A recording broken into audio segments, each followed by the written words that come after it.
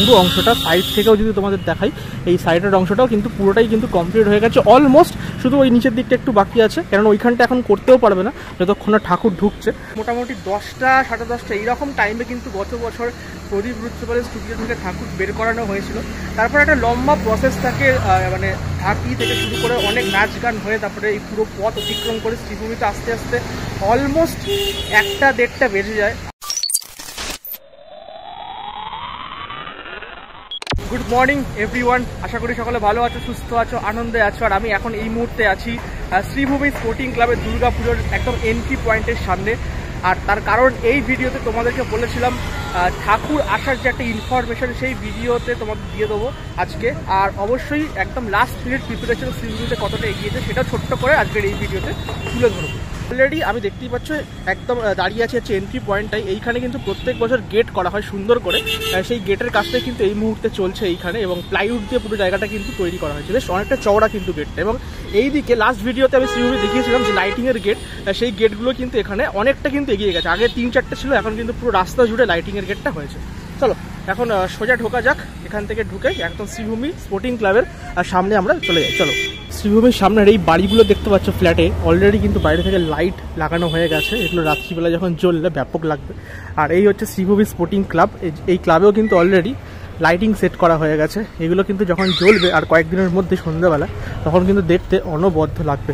সামনেই দেখতে পাচ্ছ এখন দুর্গাপুজোর সেই ব্যানারটা, লাস্ট আমি ভিডিওতেও দেখিয়েছিলাম এই ব্যানারটা। তো চলো একদম আমরা সামনে চলে এসেছি এই মুহূর্তে শ্রীভূমি স্পোর্টিং ক্লাবে।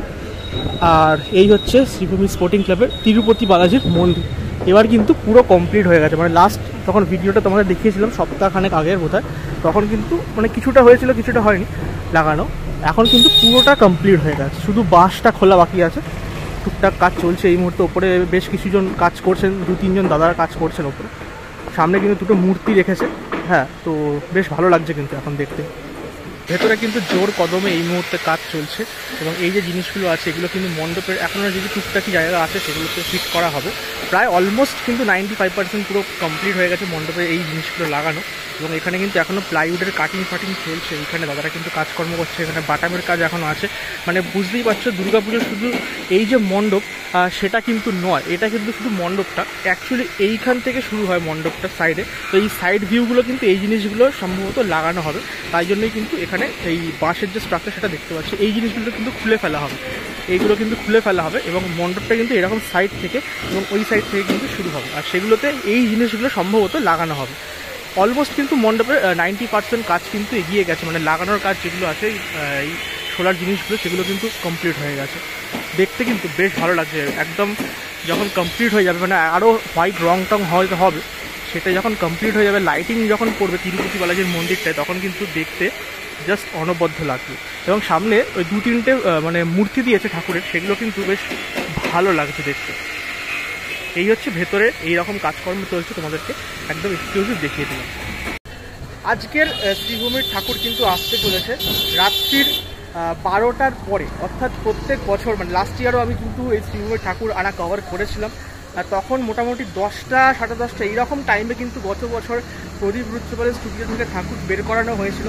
তারপর একটা লম্বা প্রসেস থাকে, মানে ঢাকি থেকে শুরু করে অনেক নাচ গান হয়ে তারপরে এই পুরো পথ অতিক্রম করে শ্রীভূমিতে আস্তে আস্তে অলমোস্ট 1টা-1:30টা বেজে যায়, আরও বেশি হয়তো হয়।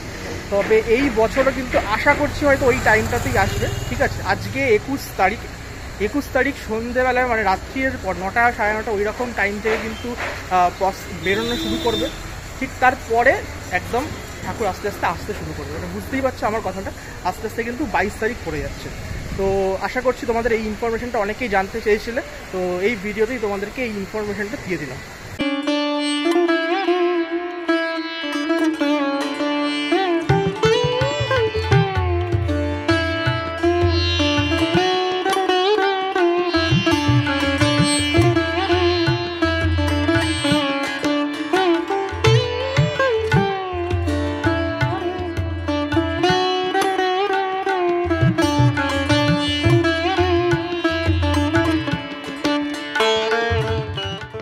লাস্ট মিনিট প্রিপারেশন কেমন চলছে সেই আপডেটটা তোমাদের দিয়ে দিলাম।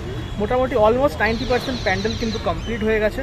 এবং আজকে কিন্তু রাত্রিবেলায় ঠাকুর ঢুকছে, যেটা তোমাদেরকে ইনফরমেশন দেওয়ার ছিল দিয়ে দিলাম।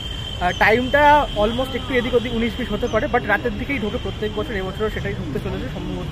আশা করছি তোমাদের অনেকের এই প্রশ্ন ছিল, এটা অনেকের আশা করছি হেল্প হবে। তো যারা আসার আসতে পারো, কোনো চাপ নেই, বাট রাত্রিবেলায় কিন্তু গাড়ি ঘোড়া পাবে না, সেই অনুযায়ী কিন্তু এটা ঢুকিয়ে নাও মাথায়, তারপরে আসো। তো ভিডিওটা কেমন লাগলো, ভালো লাগলে শেয়ার করো, লাইক করো, আর যারা এখনো পর্যন্ত সাবস্ক্রাইব করোনি চ্যানেলটা প্লিজ সাবস্ক্রাইব করে দাও। আজকের ভিডিওটা এখানেই শেষ করলাম, দেখা হবে খুব তাড়াতাড়ি নেক্সট ব্লগ।